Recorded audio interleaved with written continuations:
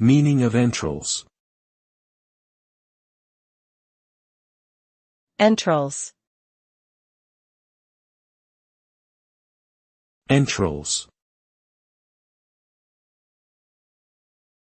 Entrails. Entrails. Entrails is a noun that refers to the internal organs of an animal or human, especially those located in the abdominal cavity. The term can also be used figuratively to refer to the innermost parts or hidden depths of something. When referring to the internal organs of an animal, entrails are often removed and discarded before the meat is prepared for consumption.